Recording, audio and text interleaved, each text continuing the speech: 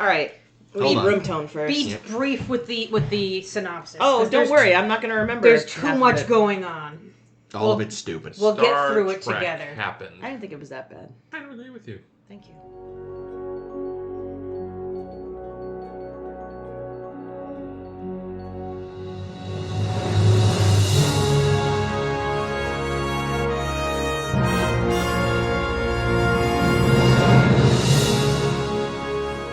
Hello and welcome to A Star to Steer Her By, a Star Trek podcast. All right, we're done here. We're not applauding anymore? Okay. We're here today to talk about Star Trek Into Darkness. Into dankness. Ayo! Hey, listen. There's no colon. It's Star Trek Into Darkness. Oh, Star yeah. I never Trek thought of that. Into We're Darkness. trekking Wow. into darkness. We sure are. Man, the people that made this movie are so clever and smart. Verbal irony. The episode. Oh my god.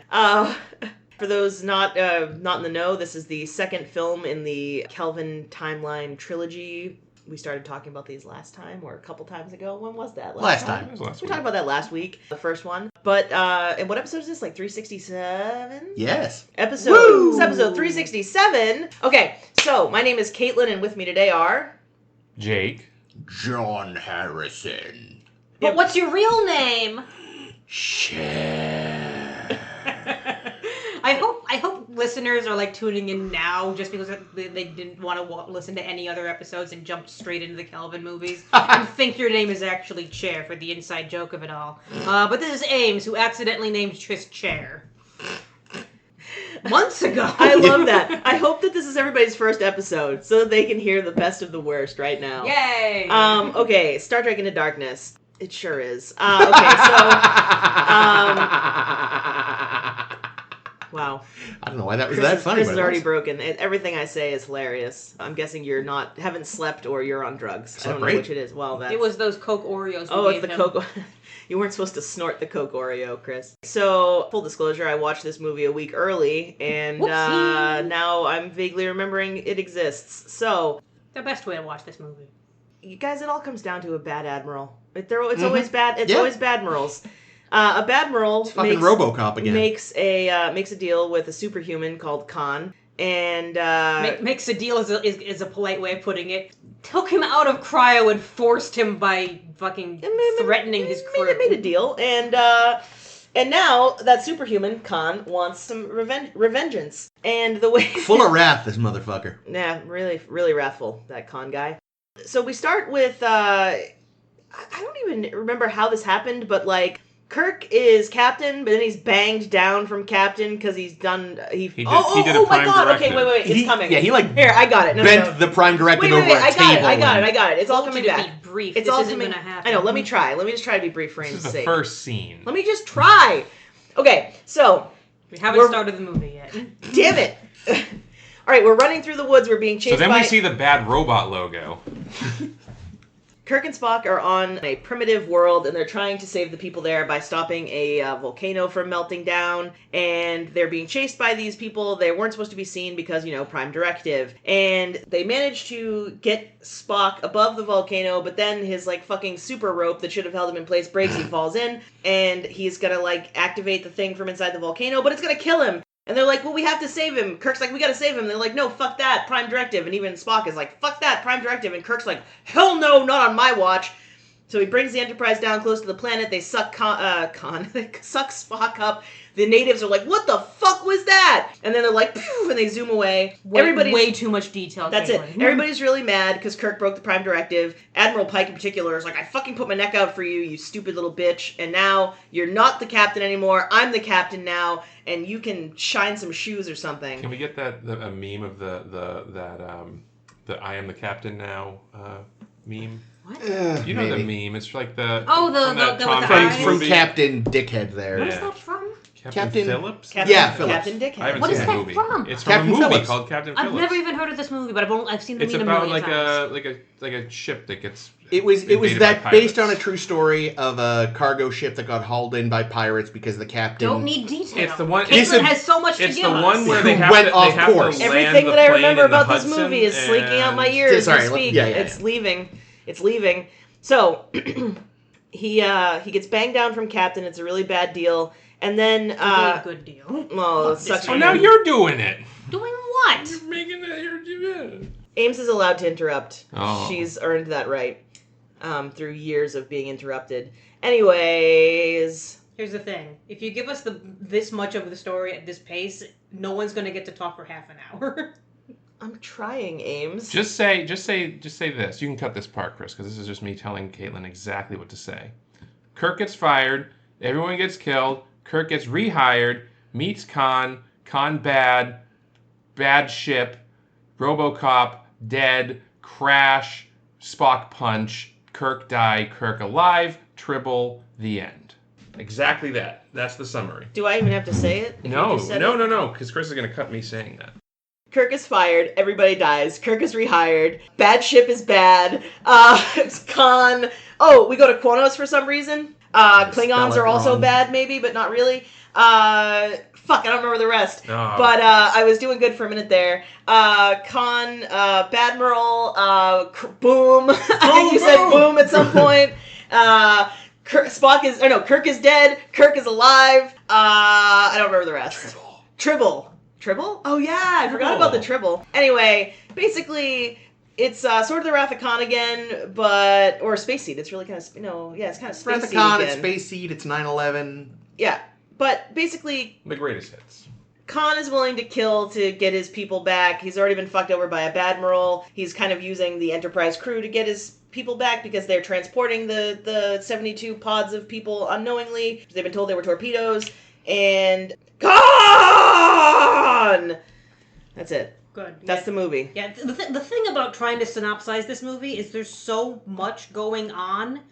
Really, there's too much But going there's on. also very little going on. How is that fucking possible? Because No, it's true. Like, it really... Because it's a very simple plot. A no, to B to C. Emphatically not. I got lost many, many times. Well, okay. It's a simple plot presented in the most confusing way possible. that's correct. There it is. That I would agree There with. it is. Yeah. There's your title, Chris. So here's the deal. I was going to call it Khan's crushing your head. Why? He really likes crushing heads. I thought he ripped the guy's head off. He Rutger Hauer's the fuck don't out of a see guy it. at one point. We don't see it. Oh, but I assumed he was crushing it. I assumed that too.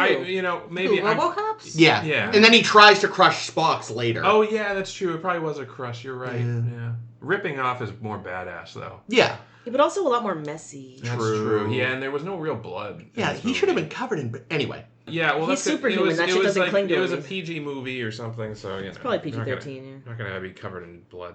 Yeah. So here's the deal. What's the real deal, Jake? This movie is stupid. It's not that Okay, stupid. I'll tell you this. I actually think this movie would work up until the last maybe third. Yes. So what does work? And also if the villain isn't Khan. If it's just some disgruntled Area 31 guy, that's fine. Area 31. I think that works Right, a lot why was better. Section 31 even mentioned in this? Because the It's writers the greatest are hacks. hits. Yeah, it's the greatest hits. Yeah, but I will Section say- 31 is no one's greatest hit. Again, Well, though, as obviously. what I will give this is the same thing I gave Enterprise when they used Section 31. They shouldn't have, but at least they understand that Section 31 is bad. Yeah. Barely, because they have these kind of two villains canceling each other out a little bit. Yeah. And granted, Khan is the better villain because Benedict Cumberbatch is the better actor. Sorry, Peter Weller. No, disagree. Well, In this movie? I was going to say, I Well, would yeah, in agree, this- but not in this movie. In this movie, I mean, overall, Benedict Cumberbatch stinks. He was a flash in the pan. He was famous for like 10 minutes. What are you He's talking still about? very He's still famous. famous. What's he famous for? Being a stupid cartoon dragon? in Doctor The Strange. He was the Grinch. He's been Turing in the Turing Machine or whatever the fuck Hobbit? it's called. Sherlock. That was like 10 years ago. No, it Those wasn't. are all years ago. Turing wasn't 10 years ago, and the Doctor Strange movies are still Yeah, happening. no, he is still regularly working. Like, Okay, well, I he would say should the be, 'cause he stinks. the heyday of like his early fame, where everyone and their mother wanted him in everything, has somewhat passed. But he's still around. Well, you know why? Is because I think that the magic spell that he placed on all of us to make us think he was attractive is worn off. Because I thought he was wicked fucking hot when this movie came out, and then watching this movie, I was like, He looks I have like- never seen a less attractive man. Here's the thing. If you look in like the dictionary for the word pissant, it would be a picture of Benedict Cumberbatch. Because he gives off hard pissant Well, it's energy. because he's English. What is your definition of I don't know. He pissant? just looks goofy. I don't know. He looks like He's part of he's the alien. is what he yeah. is. Maybe that's what it is. He and like David Bowie and Tilda Swinton. Swinton. Yeah, but here's the thing. David Bowie gives off big dick energy. It's because he has a fucking huge Well, everyone knows dick, that. dude. We've all seen Labyrinth. Cumberbatch. Seen Labyrinth. does I saw not. The Man Who Fell to Earth. I actually saw True. his swing-a-ling and ding-dangler. I mean, he is just the latest in a long line of Britain's experiment to create a human being who is all cheekbone. And I think they finally achieved it with the dude from the Netflix Sandman. See, I was going with, speaking of Sandman, I was going with Cillian Murphy, although he's not Oh, yeah. British, Irish, yeah. specifically. But, you know, he's He does have those cheekbones. He does. he sure does. Anyway, I was making a point Yes. about Marcus, and that's that there is so much that is interesting that like I want to know more about this plan, but it's so fucking glossed over that Marcus found Khan because they wanted to find anything in fucking reaching distance to combat potential threats after Vulcan's been destroyed. Yeah. Well, it's you know what it is. No. They're saying that the Kelvin incident, right, and the fallout from that, including the destruction of Vulcan and the scimitar and all that shit. Scimitar. Yeah, whatever. Narada. Yeah. They're saying that is their 9/11 moment in the Kelvin universe. Mm-hmm. So Badmiral RoboCop is like, oh shit, we gotta go out and we gotta go to Afghanistan. We gotta go all out there. We gotta go find all this shit. We gotta militarize. We gotta build a giant fucking death ship. It's just this is like a rehash of season 3 of Enterprise in a lot of ways, including like the destruction of, like the attack on Earth and everything. Yeah, well, that's also just... JJ needs the movies to end at Earth, because the first one ended near Earth, too. Yeah, it also It's doesn't weird make any that- fucking sense because it's weird they got that- thrown out of warp. Well, the other thing, the strange thing is that they also don't mention, like, you feel like maybe part of the impetus is also the fact that a huge chunk of their fleet was wiped out in the last movie, which they never mention, even though they brought back... I forgot about that. Yeah, they brought back, like, the transwarp beaming... Everyone but Sulu, because Sulu had the parking brake on. Yeah, like, all this stuff, and he never mentions, we lost most of our fleet. Or at least a huge chunk of it. That was the No, fleet but- that was at Earth. True, but at either way, that you lost a time. lot of ships that Yeah, day. a lot of people died. Yeah. Yeah, because also... Well, if it's a different timeline, right? Because I'm thinking about, like, original Star Trek, and they're always the only ship in the quadrant, so, like, Starfleet couldn't have been that big in TOS, right? Well, they That had gets us- 12 Constitution-class ships. That sort of, without getting into detail, that kind of gets explained in Discovery. It was Michael Burnham's fault. Is it because space is huge? I mean, because... Well, I mean, that's the real reason, but... Well, but, like, the point is, like, I don't know... I was Not that about to JJ say, knows it. I don't know how big the fleet was during Yeah. TOS, but then I remembered that, considering what happened with the Kelvin in the first movie, Starfleet might have really booked it to build more ships in the 20 years between... Maybe.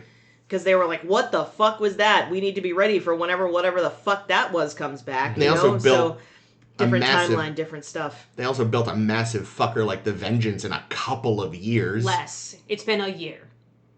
Well, Fuck's sake. Well, that's because they resurrected famed starship designer Khan, the 21st century warlord. He also designs torpedoes Who's- that yeah. have a cloak or Like that, something. I forget to me, how they that's the work. part that makes zero fucking sense to me in this so movie. much of this makes zero Is that- fucking is sense. that, like, and that's why I kind of think I have a theory about this movie Oh, shit. that like when they wrote it, it wasn't Khan. It was going to be Da Vinci? No, it was just yes. No,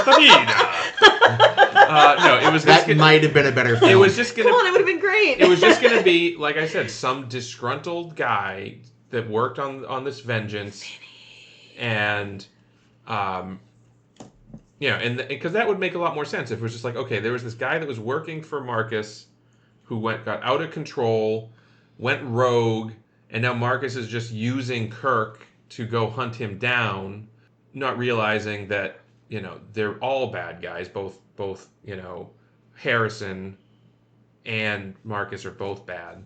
And then, like, at some point in the writing, they were like, oh, okay, well, people aren't gonna know who this fucking Harrison guy is. So why don't we just make it Khan? And then we can put a bunch of references to that movie that everybody likes. And then someone was like, but wait a minute, we've got Benedict Cumberbatch signed on. He can't play Khan because Khan's got to be, theoretically South Asian, but at the very least slightly brown. They did not have Benedict indistinct. Cumberbatch signed on when they Yeah, decided well, this. either way, they wanted Benedict Cumberbatch. I have so many facts about this, but Yeah. I'll let you. Oh man, I can't wait to hear them. But I'm not spewing facts. I'm spewing bullshit. You're spewing bullshit, which is what the writers are also doing. Oh, yeah. So here's the actual story, guys. So, Star Trek 2009 comes out. When did Star Trek 2009 come out? 2009. Correctamundo. Excellent. They were planning on this coming out in 2011 because every 2 years is about the right time for movies to come out so that they retain applicability and remain in the audience's mind so that they don't forget this is a fucking thing they like. Sure. So the writers, they start writing and they're like, oh guys, if we want this to be any good, we need more time. And they're like, okay, if we'll give you more time because we want this to be good. And they're like, okay, we're gonna take more time. And they keep pushing it back and keep pushing it back and keep pushing it back because they had to decide for so long whether they wanted to be Khan or not. Because fans were already predicting it would be Khan. I don't know why part of their big marketing strategy was saying, like, the villain is going to be someone you've heard of before. They should have not said that at all because then it made the fans guess it fucking immediately. Yeah, I mean... Well, and never mind that... Well, sorry, you go on. Yeah. So the quote from Lindelof, who is the newest of the three writers that they brought in, we felt like we couldn't avoid Khan. And in the act of avoiding him, it would have been more difficult than just basically doing it and finally freeing our franchise of the only question that was really plaguing it. Until we did our version of Khan, we really felt like we couldn't move past it. What my the God. fuck? Which makes no sense. No. Sounds like this dude needs therapy. Yeah, so it sounds like they really, they debated for a long time, like, is it going to be Khan? Is it going to be Khan? Is it going to be Khan? For years, literally. Literally for fucking years. And then they finally say, oh yeah, when is this movie going to come out? When do we have the script written by? And they're like, you're the ones who told us you needed more time. And they said, we need a deadline. We gave you a deadline of 2 years ago. God damn it. And the reason why Jake's little thought of, it has to be Benedict Cumberbatch is wrong is that they originally were going after Benicio del Toro. So they kind of knew... Oh my god. They kind of knew it shouldn't be a white guy. That's Fear and Loathing in Las Vegas? Yes. Benicio del Toro? Yeah. That's the thing I was going to say is I remember when they were talking about them trying to get Del Toro. And that's what had people convinced it was definitely going to be Khan. Even though, guys, sweeties, we all know that, yes, Ricardo Montalban played him back in the day, but the character was supposed to be, like, from the Indian subcontinent, roughly. So maybe you should have corrected that error and, I don't know, looked at Indian actors, throwing that out there. If only India had, like, a huge, like... Massive population that has provided countless actors, I know. Well, I was gonna gonna say, like, and also, like, a huge movie-making franchise, Yeah, exactly. like, or not group, or whatever, like, I don't know what you would call Bollywood. What would you call that? Organization? Yeah, sure. If only they Industry. had that. If only they had a big movie industry in India, so there were loads of great, talented actors to choose from. Yeah, because I know we still do it in Hollywood, but, like, it's really time to move past any brown person can play any brown person, any East Asian can play any East Asian. Any white person can play a brown person. Come on. Yeah, we still do that too often. Yeah, that's what I'm saying. Like, the fuck. Like, it would have been nice to maybe finally actually have a person of the proper background play Khan. Like, I know that in everyone's mind, Khan is Hispanic because Ricardo Montalban played him. But again, maybe he was multicultural. yeah, I mean, it would be a Okay, retcon, yeah. which is fine, but they did explicitly state in Space Seed he was supposed to be, like, Indian, didn't they? I thought they did. They Now said I'm he not was. sure. They said I think they said he was definitely of middle or of like Central Asian descent. But that doesn't mean there wasn't any Latino heritage somewhere in there. No, I know, But but that's still. retconning, and I don't care. But there's Yeah. also an explanation from Roberto Orsi. Oh, this should be Oh, I good. know. It became uncomfortable for me to support demonizing anyone of color, Oh my god. particularly anyone of Middle Eastern descent or anyone evoking that. One of the points of the movie is that we must be careful about the villain within us, not some other race. Was that really the... So don't make it Khan. I mean, this reminds me So I have a pro wrestler friend, which is fascinating. do? You've met him. I have? Yeah. Oh, yes. That's right, at your You cookout. have. And we've mentioned him before, I And we've think. mentioned him before, and he's a good guy, and I'm going to see him for my birthday soon. Well, But tell him hello from the podcast. I will do so. But one day he was telling me how, every so often, like, he'll do a round, a fight, whatever you call Yeah, round. a wrestling bout. wrestling match against a female wrestler, and the female wrestler always wins. And I said to myself, "Wow, we'll have solved feminism when either of you could win in equal possibility." Because just saying, "Oh, the woman has to win because otherwise it looks sexist," Or, like, realistic. yeah, is like, can't we just watch what might be a more interesting match, which we don't know what the outcome is going to be? And it's like, okay, if you're uncomfortable making a person of color the villain because then you feel like that's racist, what is that? Like, I'm so battling what that means for what you're trying to say. Yeah, it's If you're not doing something to avoid being racist, does that make you racist? Right? I mean, again, like, the whole problem is, at the end of the day, that whole discussion is just completely fucked by the fact that said, fuck it, it's Khan, but now he's a white guy. Which, like... Oh, there's a comic, though, that I know. explains it. There's I a know. comic? Yes. I I don't think want I to have mentioned to watch it. extra shit to understand a movie. Admiral Marcus had him undergo plastic surgery so no one would recognize Khan. And a Oh, memory. wow. I forgot that part. Because he was manipulating him. Right. But then Khan, with his superior intellect, remembered shit who eventually. Oh my yeah. god, Oh, that's of even course. dumber. Oh god. I just think, regardless of who fucking plays Khan, if the character is developed and interesting enough as a character, then whoever you want can play him. And it's not going to look racist because it's the character who's interesting. Oh, Yeah, so that's why they really didn't want to make it a brown person, because this character fucking blows in this movie. Yeah. They're like, we don't want to offend every brown culture by making this shitty movie. Like, it's again, it's more offensive to take a character who is not whatever his background is, he is distinctly not a white guy, and to make him a white actor is deeply fucked.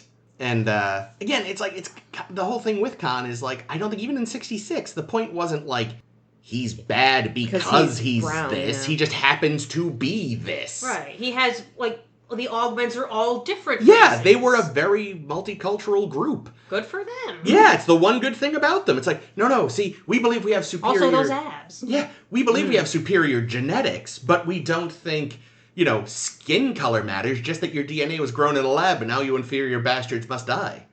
I like that about him. It really aligns with my personal views. Yeah, there was a little while because, I remember when people were first figuring out, oh, Cumberbatch is going to be Khan, and that's Awkward. uncomfortable.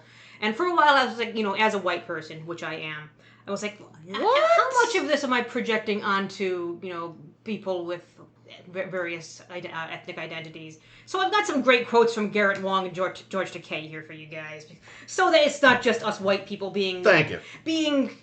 pissed off on other people's behalf. Here's Garrett Wong. The casting of Cumberbatch was a mistake on the part of the producers. I'm not being critical of the actor or his talent, just the casting. And here's George Takei. The second movie, where Benedict Cumberbatch played Khan, I thought was unfortunate. I can't do it Takei, so I'm not going to. Unfortunate.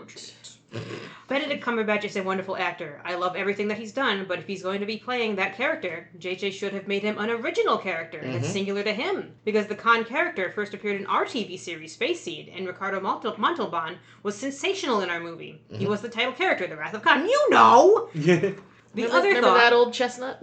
that Gene Roddenberry always had in the back of his mind was that his philosophy was to embrace the diversity of this planet. Yeah. So, thank you, Garrett and George. And, Nicholas Meyer also didn't care for this movie. good. He wrote a better film. Fuck, that gave me a thought, and then it just completely Fizzled deflated. out, He huh? got crushed under Khan's hands. Here's what they could have done. And they Tell could have us. had their cake and fucked it too. Whoa, my God. J.D. Vance wrote this film? No, that's Not an a old... sofa. That's well, an old... maybe it's a cake shaped like a sofa. It's, Sofa or cake. J.D. Vance doesn't care. it's an old James Stephanie Sterling line. They could have been like... Especially, they could have even played off the fact, it's like, oh, it's Khan, it's Khan, it's Khan. And you have all this, and then he's like, what's your real name? Joachim. Like, still dumb, but less dumb than Khan. The thing about that is, if this movie is supposed to appeal to more people than Trek fans, the masses are not going to get that reference. They're going to be like, hell? But I mean, if it's supposed to appeal to more than Trek fans, then don't use Khan Khan's either. no, Khan's, fuck me. The wide audience at least know who Khan is. I know, but they know that. Make someone new. I would love someone new because, and I've said that, I've been trying to bring my all my thoughts back, and go back to what is the central conflict of this movie? Is it against Peter Weller or Benedict Cumberbatch? And it's somehow both, and they cancel each other out. God damn it! I almost wish this were just a RoboCop movie. Or, a Marcus doing a bad thing, because then there's something interesting to say. It's the whole into darkness of it all. It's like, what's the darkness inside of Starfleet? What's the darkness inside of people? Yeah. I kind of like this as a RoboCop. Sorry to interrupt you really quickly. Yeah, but do it. Because I would love it if RoboCop was modeled on the Badmiral who, I know he was actually a dude that they put into a RoboCop suit, but if it turned out that, there was a Khan Noonien Sung situation happening where he's just Brett Spiner all the way down, but it's RoboCop. Sorry, I don't know. That's cute. I'm on drugs, I guess. I don't know. I'm not actually. I'm just Here's what I will give them. mindless. Because this is, again, my abiding memory, this is the first time I watched this since seeing it in theaters. Because I remember thinking, wow, this was dumb. But I also, at that time, had not seen Enterprise Season 3. Oh. So as a Star Trek does 9/11, it's way better. That's true. Because Kirk realizes he fucked up, unlike John. Scotty quits on him because he's like, this is wrong. I loved that for him. Other people are like, even though they don't quit, they are still there buzzing in his ear being like, you're fucking wrong, you're fucking wrong, you're fucking wrong, Jim. This film, at the very least, understands that everything that Jim is doing is, bad. Unlike, I feel like this, and I will get to this when we get to them, but, Into Sherlockness, Season 1 Discovery, and Season 1 Picard are all variations on apologizing for Enterprise Season 3. Wow, I like this thesis. Yeah, I don't want to spoil anything, so we will get to the other thirds of these theses, when we get to those shows. So yeah, in that regard, it's a better, so I ended up thinking this was better than I remembered it being. In part because I at least thought its morals were better.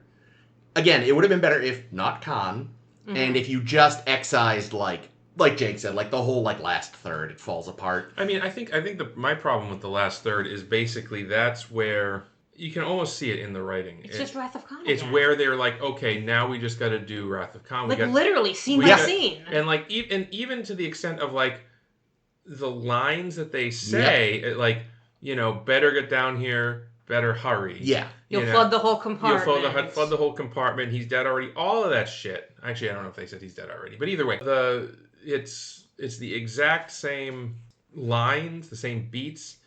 And it just doesn't fucking work. And I don't know. One of the things I think doesn't work at all in this movie, and I think it's almost like a different writer took over at some point. And there were 3 of them. I know. Well, right. So it's like somebody got up to the battle with RoboCop. It took them 4 years instead of the expected 1. Yeah, they got up to the battle with RoboCop, and then that writer fucked off, and then a new writer came in and was just like, oh, let's just do Wrath of Khan. But the problem is that first writer that wrote the first half of the movie was doing this whole thing of let's sow enmity and anger between Kirk and Spock. Right. Yeah. The whole reason, in my opinion, the entire they're reason... Never friends. They're never friends. Never. In the first movie, they're not friends. In this movie, they're not friends. And, you can see them, trying to, wink, wink. Oh, you can see that they actually do really like each other because, they balance each other. Kirk which is wanted true. him back on the ship. Yeah, and they do. And maybe, there's some affection there, but it's not... The whole reason that Wrath of Khan and Spock's death in Wrath of Khan works so well is because of the history of these characters, and we know that they are very close friends. Oh, I have another thought when you're done with your sentence. Okay.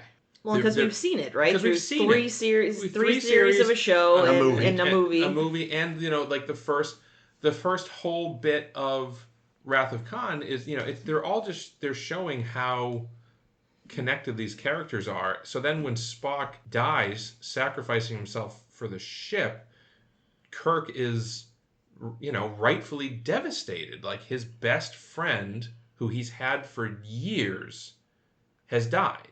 And in this movie, they're like, oh, we'll flip it on its head. We'll make it so Kirk dies. Spock has no reason to be as upset as he is. He's not this upset when his own fucking mother dies in front of him. Well, he might have been, but he was too busy trying to keep Uhura from shoving her tongue down his throat in some weird show of sympathy. Like, what the fuck? Here's the other big difference with Wrath of Khan. Wrath of Khan had a theme, had a full whole movie arc that was based around how does Kirk deal with a no-win scenario. Mm-hmm. Because he has never seen consequences the way that he deals with most things he deals with. Because he usually wins through cheating and whatever Wrath of Khan decided he does. Which is fine. Which makes it a good development for him to see, oh, this is what they mean by a no-win scenario. Something bad will happen. In this movie, what the fuck is Kirk's journey? He starts off, disobeys the Prime Directive, learns, oh, you have to be more by the book. He says, okay, I'll be more by the book and not kill Khan. That blows up in his fucking face. Then he goes and decides to sacrifice himself. Why?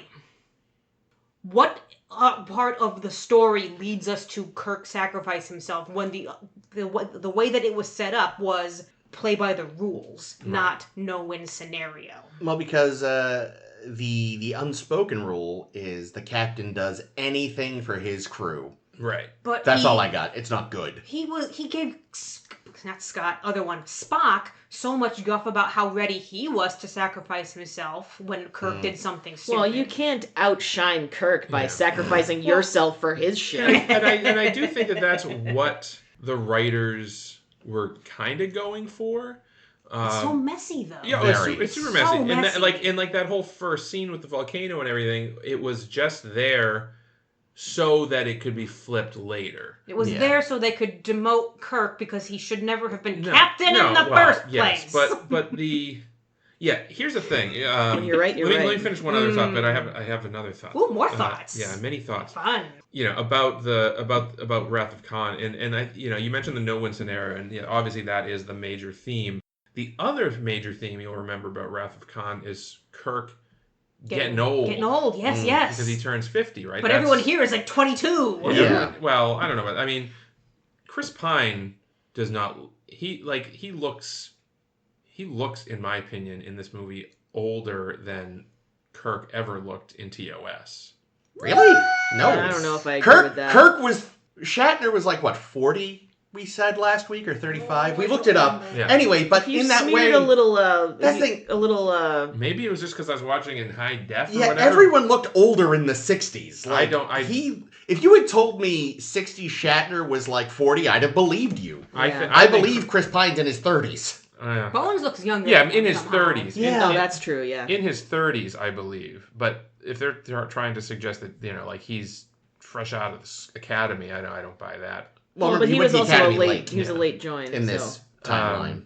Right, but my point is, I don't see Chris Pine's Kirk as significantly different in age than TOS era Shatner Kirk. Yeah, that much is true. They seem like contemporaries, but the thing is, they're not. Certainly, Chris Pine is not pushing 50. No. So that aspect isn't even mentioned, and rightfully so. Yeah, weird. But that's a huge element in Wrath of Khan that we don't have here. Imagine someone in the Star Trek universe bitching about turning 30. That would be fucking asinine.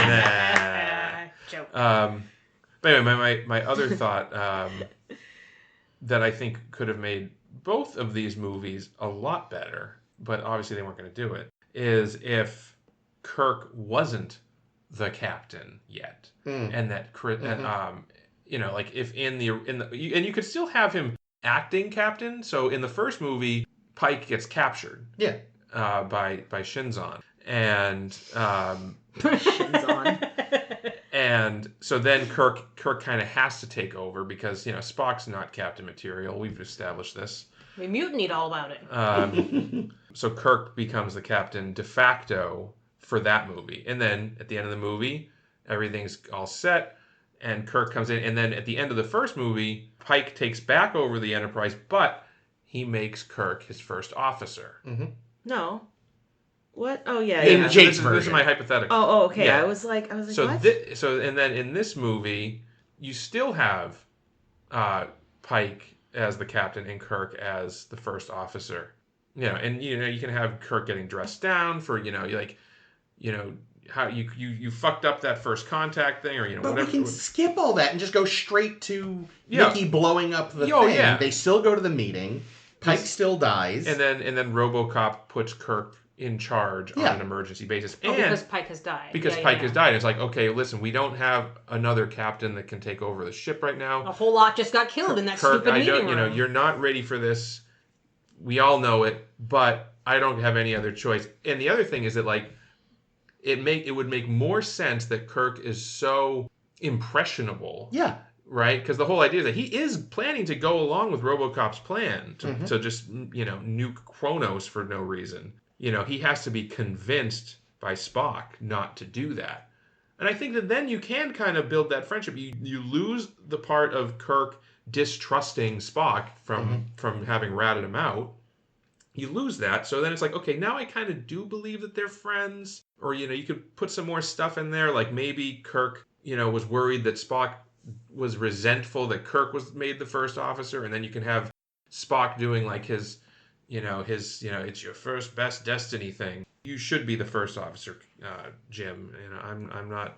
I don't have the balls for it or whatever. See, a big problem with this, I thought of this earlier when you were talking about it, is like, on the one hand, they've created their own whole timeline where they can do what they want, but they still feel shackled to the existing timeline because we have to do our own and, we have to get past it so we can make this this franchise our own. They're acting it's like... Carol Marcus, you know her. Who didn't even make it into the synopsis because she wasn't a character. Blip. She was there to have underwear. But my other thing is they're like, she did that very well. Everyone knows they're friends. It's like, yeah, but you haven't actually established that in this universe yet? Okay. Right. Yeah, I think So it expects you to be a newcomer, but also know Star Trek. It doesn't make sense. Yeah, absolutely. Exactly. That was exactly what I was going to say. Especially with these entirely new characters. Like, Kirk is a wholly different person. But the thing is, to an extent, but also the reason why they couldn't have Pike just be the captain is because the people that are not Star Trek literate, that are not fans, are going to come in and say, who is this? Why isn't Kirk the captain? It's Captain Kirk. I know what Captain Kirk is. That's the thing. This isn't him. I kind of wonder, I know we talked about this briefly last week, but now Pike has had way more background. Pike's actually his own thing now, like David S. Pumpkins. And it's like, could you get away with that kind of setup these days now that Pike is more of a character to people than he was in 2009? Getting back to Carol Marcus. The non-character who is inexplicably British in this timeline. There's apparently a cut scene that since her parents divorced, maybe in this universe and not the other universe, I don't know what the differences are between the universes other than Kirk's dad, but apparently there's myriad... There were just so many ripples. Fuck my life is that she was raised by her mother in London and went to a London boarding school. And that's why she has an accent. And I had trouble with her because I didn't understand why she was there most of the time.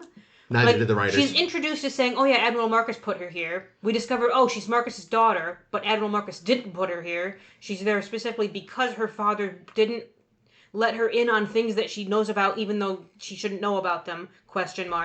So she's there because she's a brat. Whose fucking side is she on? And she's some kind of weapons expert. She's a weapons expert now. Is she actually? That's what she. Yeah, that's how. In this, that's like the opposite of scientist. Well, right. That's like the opposite of Wrath of Khan. Well, right. Yeah, exactly. In Wrath of Khan, she was opposed to the military. She's a pacifist. Yeah. But yeah, and again, I get it. It's a different universe, so you can have different shit going on. But it doesn't, why make the character Carol Marcus? Because she's in Wrath of Khan. Because she's in Wrath of Khan. But, why bother if you're going to not respect the character? If the character in Wrath of Khan was very specifically concerned that the science that she was doing, which she saw as like a life-giving thing, could be used as a could be weapon. corrupted into a weapon like that. And like that's why when Chekhov calls up and says, "We are coming to take Genesis," she's like, "No, you fucking not." And that's why they went and hid in the planet. Well, speaking of references I fucking hate in this movie, and there's a lot of them, but the one that really made me die inside the most is maybe the least offensive one. When he puts Chekhov in charge of engineering for no good reason. Oh, poor little Chekhov. And he says... He's a whiz kid, that's Yeah. all. And he's like, get yourself a red shirt. And he makes a face. Like, oh no, we all know what the red shirt means. Red shirt, oh no. Whereas in their world... Bay. Yeah, in their world, it's just a shirt color. And also, Kirk mentions he has not yet lost anyone on any mission up to this point. Oh, he loses a lot in this So one. many. So But so many. even in universe, red shirt isn't a thing yet. No. Chekhov just knows that he is much more suited to gold. Gold, he Red is. is not his color. Well, Red also- looks good on everybody, but not But on I Chekhov, hated and that that's joke. okay. Not on Data. I hated that joke No, so that's much. true. Well, here's the thing. Like, it may be not like we get the reference to red shirt, but I'm gonna propose an in-universe explanation. Oh, wait, there is one. but go ahead. Gold shirt is command track. We know that, right? True. So Chekhov's looking at this is like, well, I don't want to be a fucking engineer. I want to be in fucking command. True. Red shirt is harder to wash. I mean, you could also just explain But it it. hides blood better. And can also- ketchup. You can also And just, ketchup. you can also just explain it Russian away. invention. Son of a- Sorry. You can also just explain it away as like he's like, wait, I have been shadowing Scotty. This does not mean. Surely that is like an actual second in command of engineer. Okay. That's a good point. There aren't any other engineers. What about the... Where is Argyle? Yes, where is Look Argyle? at I was Argyle's just going to job. say, where is Lieutenant Chief Argyle? So loud. That's okay. Well, we do see. So they did establish in the first movie that like he was a transporter. He's a whiz kid, like he said. Like Good Amy at said. everything. Yeah, but yeah. He's a Was his mother a crusher? Perhaps he is crusher on mother's side. We somehow moved away from Carol Marcus, so I'm bringing us Yeah, right sorry, back yes, in. please. Because I know, like, one of the things, a lot of people were not pleased with the underwear scene. I No. wasn't pleased with the underwear scene. And J.J. Abrams and the writers are all Fuck like, you, JJ. we don't get it. It's just, it's a body. Here, look, you get to see Kirk in a scene with his shirt off banging two cat ladies. That's stupid too. And he went on Conan and they were talking about it, and they're like, oh yeah, but she's a pretty lady, so it's okay, blah, blah, blah. And JJ says, oh yeah, in fact, here, I've given you guys access to a cut scene we had. And I thought it was going to be a joke scene because, it's on Conan. It's going to be a joke, right? No, it was an actual scene from what would have been in the movie of Khan in the shower from high chest up in the shower. You can see a little peck and shit. Do we even They see used that in the trailer, remember? Did they? Yeah, there I might feel be like Nick. the shower scene was in the trailer. You remember better than me. Well, And- yes, I do. On this one occasion. Thing about that scene is that it's clearly some kind of emotional scene of him in the shower washing something. He has a really intense look in his face. There's no context otherwise than it's Benedict Cumberbatch and you get to see some peck. But you compare that, which is a scene that's establishing something intense is going on with him. You compare that to the Kirk scene with the two ladies, which is establishing that Kirk is a fucking horn dog. And you compare that with the Carol Marcus scene in which she states, don't look, Yep. don't look, Yep. don't look. Yep. And then Kirk looks and won't stop looking. Yep. And that's, I think, why people are upset, JJ. God damn it. It angers me so much. Yeah, well, and again, they're doing the same thing in this movie that they started in the first Yeah, one. it's so annoying. With like Kirk walking past women and going, "Hey, Jim Kirk." Yeah. It's so bad. It's so it disrespects the character. It disrespects the audience. I It's know terrible. I said it last week, but yeah, I am just not looking forward to the skeletons that are going to come out of JJ's closet. He does not respect or understand women. But yeah, and it also, like, the other problem I have, not even just with the underwear in the underwear scene, is the fact that it doesn't make it, there's, like, no narrative sense. Like, Nope. why are they wandering into this shuttle so that she Why can get... yeah, why like, is she stripping? Like, them? like, it shows them, what was the plan they were... They're going down to the planet to do They're going surgery on the Right. the Torpedo. which is a nod to Star Trek 6, I assume. But they wander into a Definitely. shuttle, and that's where she strips. Yeah.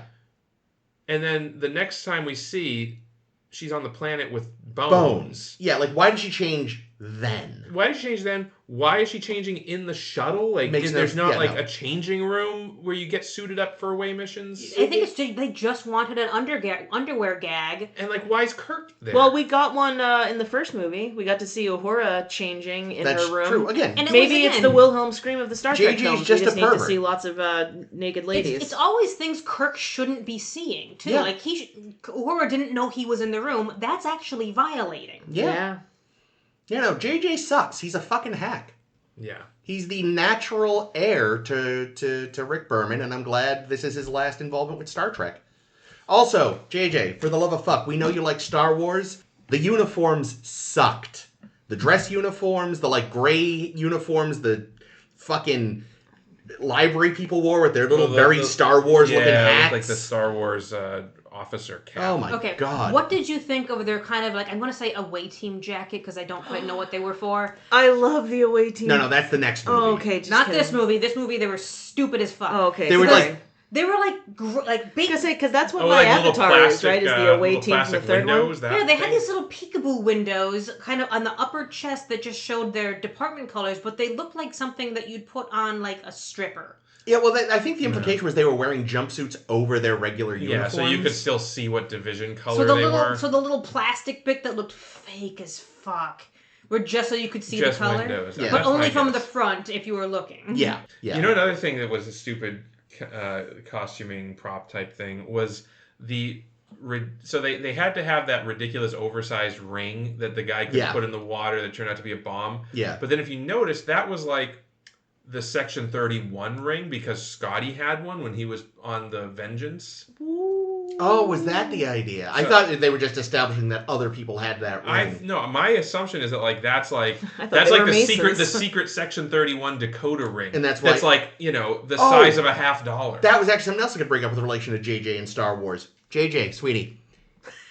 There's a lot of sweetie this week. Unlike Star Wars, Star Trek has sensors. So how, you dumb fuck, did Scotty's shuttle sneak up on the Section 31 dockyard? How did no one see him with their open naked eyes, much less sensors, get into the line of completely different looking shuttles and no one noticed? You stupid fucking hack! You fucking Rise of Skywalker prick, I hate you. Because Section 31 is actually morons. They clearly. God, I hate J.J. Abrams. Okay, going back to costumes, there was one costume I really liked, and that was Scotty in the club. That was fucking amazing. I loved it. I want that shirt. That was a great shirt. You look great in that shirt, Chris. I would. It's a great Chris shirt. I did notice, and I'm assuming it's a nod, but Spock's environmental suit that he wore in the volcano was pretty similar to the skydiving suit that B'Elanna wears. We said that in our EV suit conversation on the blog. I don't know if we said it at the time, but now that I'm thinking about it... We did say it at the time. No, but this I'm just thinking of. Okay. The color is kind of reminiscent of the like environmental suits from the original Space Madness. The kind of like the orangey kind of like... That might have been a coincidence, but... But they had to have like the little panels, little heat-resistant tiles. Yeah, it made it look like it was useful for what it was being used for. Like, it looked like, oh yeah, that's what you would wear to go in a volcano. I understand. Yeah. But yeah, no, all the like just based on the original series uniforms were terrible. And actually, I will say, the shirts seemed really cheaply made in this one. Like, everyone's collar was a different size. It was really distracting. I remember when we talked about these uniforms for our uniform discussion, also on the blog. Check it out on the Tumblr. That I think I called these particular shirts looking like they were like away team jerseys that you wear at a soccer practice. Yeah, like, I feel like, I don't know, like, I remember them being those less... cheap mesh things that exactly, you put on. yeah, those things. Yeah, they looked... Like, and it's probably just the same shirts, but they looked better in the last one. They looked cheaper and stretched out and shitty. They're the same. That's what I mean. So I don't know what happened. Like, maybe they were stored poorly between films. They washed films. them badly. They had Chekhov wash them. It's one of duties when you are a captain, when chief engineer, must do laundries. Did you notice they did the whole fucking Mayweather thing with the you got the chair Yes, suit. I did. Oh. And like everyone on the bridge turns around to watch him. Because they were like, what kind of prank is he gonna pull? What fucking anything else did Sulu do this movie? Nothing. I don't know, but he was great in that part, I thought. Yeah, I thought it was fine. I did think that whole moment was pretty stupid. Of Deeply. Like, but yeah. But yeah, it's also just big winks like Captain Sulu someday, even though it's its own timeline, so maybe not, but never mind. And also, this isn't Harry Kim. I mean, like that making Harry Kim captain is a I wonder joke. how This is real life. How would JJ fuck up the Excelsior design, I wonder? You just stick a dick on it. I will give the prick this, who I hate. He appreciates ship porn. Like, 'cause I was thinking about, like, he loves having the Enterprise rise through shit. Last movie, it was like the clouds on Jupiter. Here, it was coming out of the ocean, which, is that dumb? Yes. Do I love the shot? So much. It's incredibly dumb. Like, the thing, like, I was watching, I think it's Jesse Gender's video on this movie when when it came out or sometime after. But regardless, she basically said, like, there's a lot of things, like, it makes absolutely no sense that they'd be under the water when, being in space would have transporters. Would make more sense, and god damn it. But it looks so cool. It does. And it's like, I can give it a pass for being cool. And here's like 15 other things that, what the fuck, but it looks cool. And that's JJ's MO right there is, makes no sense, but looks cool, because it's, it's for film. Yeah, that's the one thing I'll give him, is that, like, he makes the Enterprise, even if I think he kind of fucked up the design, he makes it look majestic a lot, which a lot of, both film and Star Trek TV directors don't appreciate making the ships look majestic. So I'll give the bastard that. I will say I think the Beyond director, whose name escapes me, does a much better idea. Justin Lin? Yes, has a much better concept of scale, however. I know, they get from Earth to Kronos in half an hour. And never mind the fact that, okay, so they're warping back to Earth to go tell on RoboCop. RoboCop attacks them at warp, knocks them out of warp, presumably some distance from Earth, because, to warp from Earth to the moon would take 0.03 seconds. But, so that must have been when they got knocked out of warp, because when they come out of warp, they're at the moon. Yeah. And that's where the big battle takes place. Yep. At our moon? At our moon. But I missed that. That's idiotic. Yeah, so that's happening at the moon. And then... which is actually further from Earth than you think. Exactly. It's quite far from Earth. And then, when after the battle's over, the Enterprise gets sucked into Earth. It starts falling towards Earth. And I'm like, wait a minute. It makes no fucking sense. If they're at the moon... And what the hell happened to gravity? I don't think... No, they're caught in Earth's gravity, they said. That's why. That's why. That's not how gravity works. Yeah, that's what they said. They said we're caught in Earth's gravity. They're at the moon. That's how it works. You know what else is caught in Earth's gravity? The moon? The moon! Yeah. You know what the moon doesn't do? Gets sucked towards Earth. Get sucked towards Earth. Yes! It hasn't happened once, and I've been around a while But now. isn't it getting closer, or is it further away? Further away. It's pulling away. Right. Yeah. But either way, you're caught in... your orbit will decay, especially if you're not set up a good orbit. But you're not going to plunge to Earth. What else? There was something else that annoyed me scientifically. With, even my lack of genuine scientific knowledge was obviously wrong. Probably everything.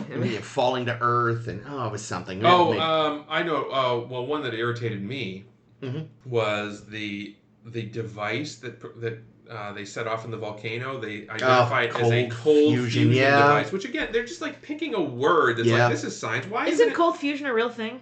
It is, but it doesn't freeze things. Well, that's what I was going to say, but it wouldn't stop a volcano, yes? Okay, I'm not an expert in it, but... So, cold fusion is not technically a real thing. Well, that's true. It's a theoretical thing.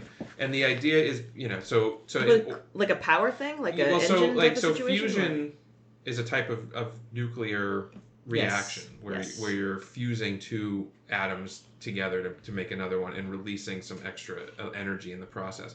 But... Normally fusion has to happen at very, very high temperatures. So they build a fusion reactor. There's one that's called the tokamak where they use Stomach? Yes, where they use high energy magnetic fields to contain this superheated plasma that's like hundreds of times hotter than the surface of the sun. Jesus. But we're it's quite fucking hot. So if you got anywhere near it, you'd fucking die. So they have to contain it in a vacuum inside of a magnetic field so it doesn't have any interaction with the outside. But anyway, so this cold fusion is basically the idea that, maybe, there might be some way to do fusion where we don't need the superheated plasma, where we could do it at, not room temperature, not freezing, but, at reasonable temperatures, like, in the hundreds of degrees C. Yeah. Not in the, thousands of degrees C. So... Cold is deeply relative here. Yeah, it's a relative cold. So the idea that this device that freezes the lava instantly is made out of cold fusion is fucking stupid, because the lava is probably about the same temperature as like a cold fusion. Like, is it hot? Not as hot as the lava.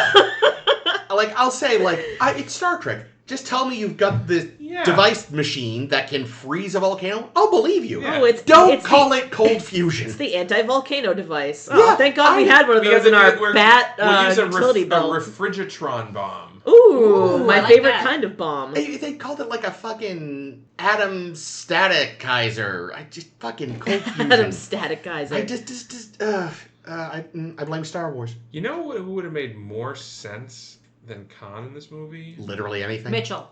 No, because Mitchell was just a guy. Oh, I don't know that. I was going to say, because he's like an engineer, I was going to say Daystrom. If They even mentioned Daystrom in this. Did they? I didn't Something is called a Daystrom something, I think, right? It was the Daystrom. Daystrom. The place they had the meeting was the Daystrom building. But yeah, like Daystrom, because, in the Prime universe, he's like a computer engineer, but maybe in this universe, because of the militarization of everything, he's like a weapons engineer. There we go. And he's angry that they're, I designed this ship, and they're gonna use it to start a war with the Klingons, and I'm angry about that. So that's why I'm vengeancing. And because, Daystrom in TOS wasn't exactly a stable individual, as we found out. True. So they could have. I could see Daystrom as the standing for the Khan character here. I actually am reminded, though, of well, I was saying earlier that its morals are somewhat better. There is one moment. It was kind of like in the last film where they were like, "We'll offer to help you out of this black hole. Fuck off. All right, blow them up." It's like, black hole's already gonna. This is just over. Okay. And then in this one, it's like, in the deeply unnecessary car chase scene at the end, Spock is beating the shit out of Khan, and the reason he should stop isn't because don't kill him, Spock, that's wrong. It's we need his blood to Phoenix down Kirk with, even though you can still get his blood if he's dead. True. Also, why is Khan's blood magic but not in any of the other augments? Is he It's more augmented? Well, but are they all frozen still? Like, maybe they don't want to unfreeze him to get the blood? Well, they had to unfreeze one to put Kirk in the tube. It's unclear if McCoy knows they're also augmented. That's true. You think he must... Why didn't he scan them? Because this movie's dumb. Because you can't scan inside those torpedoes, which is why Scotty quit. Right, exactly, because he didn't know what was in there, and without knowing what was in there, he wasn't willing to do the thing. Yeah, but that's what I mean, though. I imagine when they realized there were people in there when they did that whole scene, like, you think you... But also, yeah, no, I know. It just doesn't make sense. God, this movie... Yeah, but it wasn't as bad as I remembered, and I think the reason why I remembered it being horrible is because we were all so outraged at the time that it was Khan. Like, I think I was, like, and I'm not saying it's a good movie, because it's definitely not a good movie, but I think it was a better movie than I expected it to be. See, I lost a lot of esteem for this movie, because my first memories of this were mostly, okay, I remember the Khan thing coming up and everyone being outraged. Or at least many people being outraged. This is the favorite movie of a lot of other Star Trek fans, which is It fucking is? bizarre. Steve Shives' video goes on about how this is his new movie now, and it's fucking insane. That's weird. wild. Okay. I don't want to, like, upset... it's probably not good form to, like, shit on other creators, but I have a lot of disagreements with Steve Shives' opinions on things. He's definitely wrong about Would Voyager. you say this is punching up? Probably, though. No, we're way more popular than he is. Yikes. But I remember when I first saw this movie, it was we saw it in 3D. Oh, no. So I retained fucking none of it. And Yeah. I believe I've said this before because, like, that opening scene, which I know most people say is a beautiful scene with the red trees and all this stuff. In 3D, it's unfucking watchable. I don't doubt it. Like, I got a headache fucking immediately, and I spent the rest of that movie watching it with one eye closed. Oh. Because I could not watch it in 3D. And I have a quote. Paramount Pictures approached Abrams in 2011 asking that the sequel be in 3D.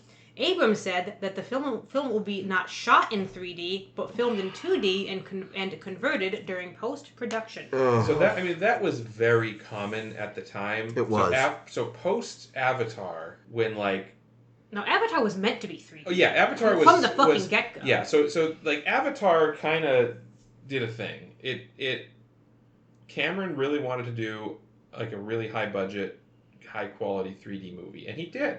You know, I don't think anyone, even if people that think that Avatar is a shitty movie as in terms of story or whatnot, I don't think there's anyone out there that would say that Avatar is a bad looking movie. Yeah, even in 3D, Even it looks in 3D, good. it But looks normally, good. I don't like 3D. Because it was made that way, and James Cameron is just frankly, technically speaking, the best director going in terms of like the technology that he employs.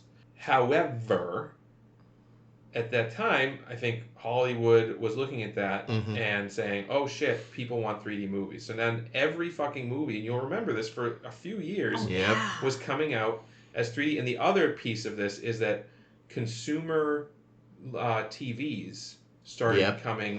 Like, remember my dad got a 3D TV? We got one. I got one only because it was a feature of the TV that I wanted already. I didn't buy the TV because it was 3D. It just, the TV had a 3D. I think we used it once to watch, because I think there was, Uncharted in 3D? Yeah. So that's right. Uncharted 3, I think, came with a 3D mode if your TV supported. I forgot they were doing that. And Some of the games. And it actually worked quite well. It looked pretty good. I feel like a video game is a better usage of that technology. But then, the fad kind of died. Yeah. And TVs are no longer 3D. You don't go to Best Buy and see 9 of the 4K is now the thing, or 8K, HDR, all that shit is the new hotness. But the HDR actually makes an appreciable difference. Yeah, I mean, yeah, exactly. Like, it wasn't a gimmick. 3D was a gimmick. Yeah. I feel like a lot of the stuff like 8K and things like that are actually things that people want. But the thing too is, like, I didn't really go to 3D. I went to it once or twice, and it literally, like with you in the Red Scene, like, just no matter what the film, it gave me a headache. So was I couldn't. Speed Racer 3D? Yes. And so was that Christmas Carol. That terrible Scrooge. That was awful. Yeah. But it literally gives me a headache, so I wouldn't go. But I remember at the time, the big thing was, like, post-conversion 3D, like this would have been, never looked as good, because it was basically just like making a collage. Unless it was filmed for 3D with 3D cameras, it just looked shit. Yeah, they can also... Go ahead. No, you finish. Well, I was just going to say, I don't remember, I think I saw Avatar out of theaters, but I saw Avatar 2 in theaters, and they must have done something after filming, because, there was... First of all, it was the only movie I've ever seen in 3D that I thought needed to be in 3D. It was beautiful. It looked so good in 3D. Stunning. And, they made it so that, it felt like you were actually moving through seaweed. Like, seaweed was coming towards you, and you were parting seaweed to, go through the water, and, fucking beautiful. But I have to imagine they add some of that stuff after the fact. A lot on, any CG stuff that they're adding. Yeah, I guess that's a good point. It's all CG anyway. Yeah, you're right. But I think that's well done, Caitlin. They put the CG in after the fact. I think that gets to Jake's point, though, that James Cameron, if nothing else, is a good technical director. Yeah. He knows what he's doing with the format, whereas other people are jumping on a trend. Yeah, JJ knows how to make people run a lot. A lot. Yeah. Don't see this movie in 3D. You could, but I did notice, because I remembered that we saw it in 3D in the theater, that It probably also didn't help that I think I was all the way at the edge of the aisle kind of thing. That probably well, part of it too is that 3D is mostly made by and tested on men, and it was not designed for women. Is that true? I didn't know this. I remember reading this a few years ago, and I was like, well, that's probably why it makes me feel fucking sick, because we're physiologically different. Like, I mean, you can, equality and everything, but your body is still different, and I think maybe they've made adjustments over time for, women's bodies. So, I mean, I would hope. If they haven't, then they suck. Anyway, Star Trek. Who the fuck was this movie for? Because things that are unintentionally funny in movies. I was reading one of the reviewers, might have been Keith DeCandido, who basically said, in the theater, when it's revealed that it's Khan, the audience goes, ooh. But then when Spock does the Khan, oh my god, people laugh. Because it's fucking ridiculous. Because it's fucking ridiculous, and it ruins that moment. Also, oh god. No, you're. Well, I was just gonna say, I feel like Zachary Quinto delivers the Khan the way people remember the Khan. Yeah. Which is 8 seconds. In the movie, it's Khan! On! But also, why? For all that scene was dumb and You unnecessary. should have yelled Marcus. True. For all that scene was dumb and unnecessary. RoboCop! for all that scene was dumb and unnecessary, Pine did a good job dying. Oh yeah, he did. They do a gave good him some job interesting dying. lines, and he delivered them well. So then to have this comedy callback, and we already had the Khan callback in the last movie when Nero screamed Spock. Like, that was your Khan joke. You did it in your non-Khan film. Like, again, it becomes Wrath of Khan and it's dumb. And then, again, like, the movie's over. Kirk dies. You bring him back to life for some reason.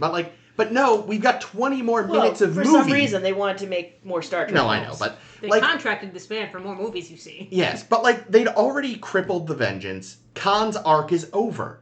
But no, we're going to have this pointless chase on Earth that didn't need to happen.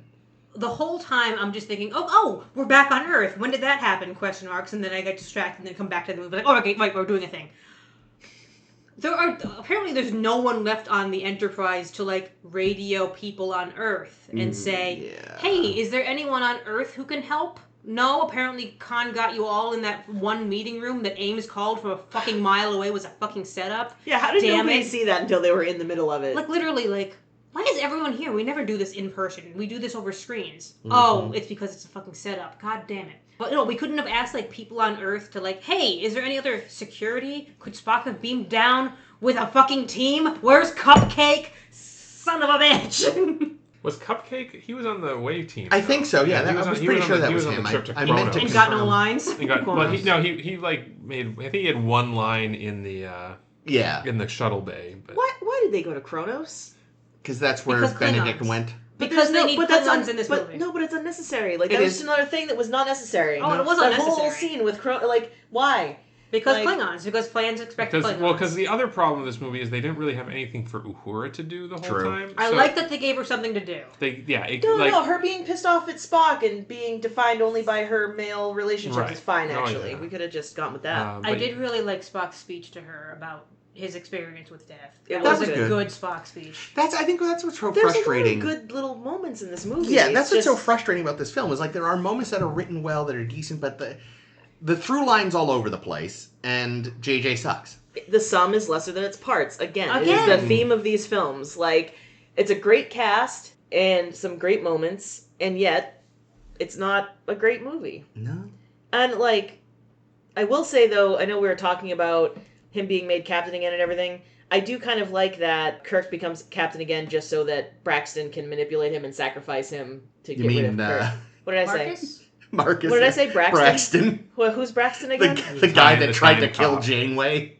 Yeah, no, 'Cause he Braxton. That's broke right. time. That's Braxton, yeah. No, whatever. Marcus, RoboCop. Yeah. Yeah, and I think it was kind of interesting how, like, you know, again, things they did that seemed kind of interesting is, like, he keeps calling Kirk son, because he knows that, like, Pike was important and was kind of a father, but he's like, well, I'm going to worm your way in and be your new creepy dad. What was Marcus's plan? Fucking ever. Because he gives Kirk the instructions to go to Kronos, kill Harrison. Mm-hmm. Like, not even, take into custody. Kill him. Mm-hmm. Specifically, even though it goes against orders, and Kirk is like, oh, well, you can't do that with Starfleet, but I can? Well, Kirk, you're Starfleet. I don't understand what this movie is. Well, he knew that.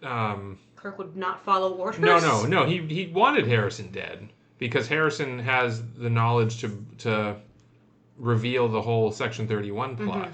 And Marcus he doesn't know about the bodies in the torpedoes. That's what is No, he question must. to me. He must know. I'm so fucking because lost. he must. No. Kirk. Khan does say he was found out. So basically, he was going to both wipe out Khan and dispose of the rest of the augments. That's so easy. Just turn Kill off them? Turn off their Well, yeah, but then pods. he can get rid of Kirk at the same time because he can start his little war with the Klingons maybe because it sort of sounds like he wants to do that, but he also knows that the Klingons are going to fucking just vaporize Kirk as soon as he fires on Kronos. Why doesn't Section 31 do this? Why is it Kirk? Well, because Have you met Daniels? Kirk has been established as No, wait, he's not Section 31. as a loose Is he? cannon. Damn it. Like Kirk has been established as a loose cannon who's going to do crazy things. Right. So he gets plausible deniability. So then what Marcus can say is when they're at war with the Klingons, and it's like, why are we at war with the Klingons? Marcus can just be like, because he wanted war with the Klingons. Yeah, he wanted war with the Klingons. This is very the confusing. whole thing was yeah. a setup so that Kirk would attack Kronos.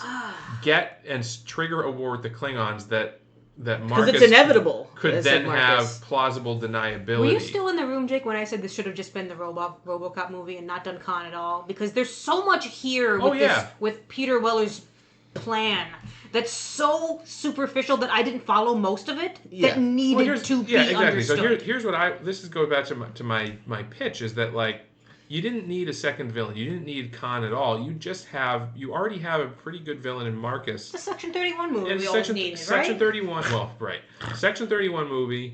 And legit, you just make it so that Harrison is just Harrison, the weapons designer who went rogue to become a whistleblower because he figured out what Marcus was doing, and this whole thing is just Marcus trying to kill two birds with one stone. I'm going to silence Harrison and trigger the war that I want. It's a more interesting story. It's a way more interesting story. And then you don't even need to have Harrison turn out to be a secret bad guy. He can just be a good guy. He can just be a guy that we don't need this many bad guys. We don't need this many bad guys. He can just come on the end, we'll pick him up because Kirk violates orders and goes to Kronos anyway, and they capture Harrison. They find out the truth, and he just becomes a whistleblower at that point. I did love, though, RoboCop. What's his poor bastard's real name? Marcus? No, Marcus. Peter Weller? Thank you, Peter Weller. Poor Peter Weller. Dr. Weller, I'm sorry. He has a PhD now. Wow. Yeah, in art history. Wow. Yeah, got it within the last, I want to say, decade or so. Oh, good for him. Just spent that RoboCop money on a fucking fancy art degree. Good for him. On a useless art degree. So, Dr. Weller. Yeah, he'll never get a real job. So Dr. Weller's sitting there, and I did love his delivery when he's like, shit, you talked to him. I just love the delivery. It's like, that's beautiful. Yeah, what a fucking you task the man who's known for disobeying orders to go do something very specific, and you're surprised when he disobeys orders. Well, see, but he thought, and I can kind of see where he was thinking this, okay, the boy's pissed as fuck right now. His surrogate dad's dead. He likes disobeying orders anyway. This is very much not the right thing to do. So, of course, he'll want to do it. Yep. And then it's like, fuck, he listened to his friends. Scotty Captain Pike. Now he probably feels especially like he has to do what Pike told him to do because he's dead. And now he's like, I'm going to do the right thing. That's what Captain Dad would do. Captain Dad. Admiral Dad. Dadmiral. Yeah. Hey! Captain Dadmiral and Scotty and Spock want me to do.